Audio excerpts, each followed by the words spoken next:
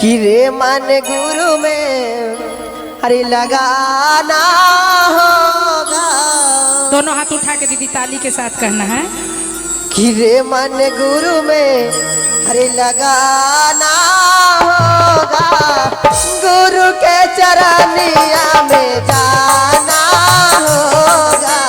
रे मन गुरु में लगाना होगा। गुरु के चरनिया में जाना होगा। रे मन गुरु में लगाना होगा। गुरु के चरनिया में जाना होगा।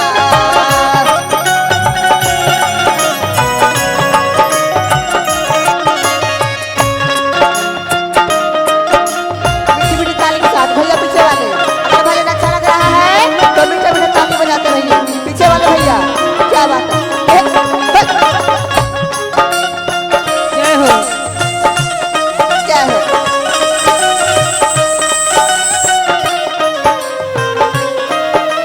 ताली दीदी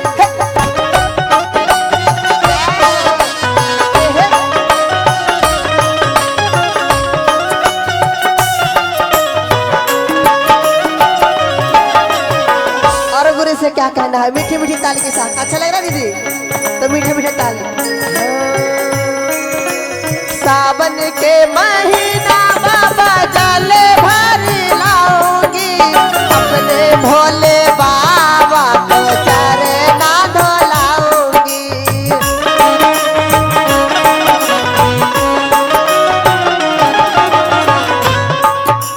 सावन के महीना बाबा जले भरी लाऊंगी। अपने भोले बाबा को चरना धोलाऊंगी।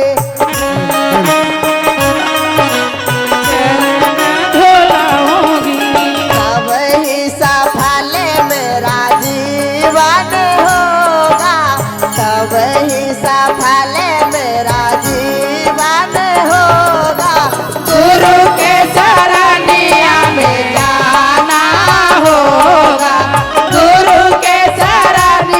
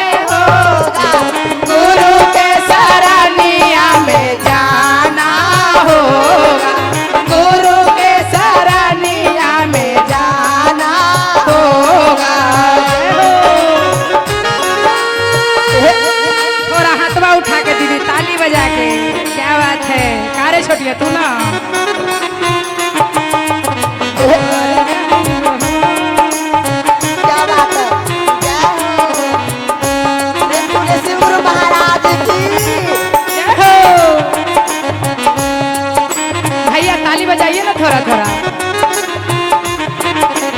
जय हो।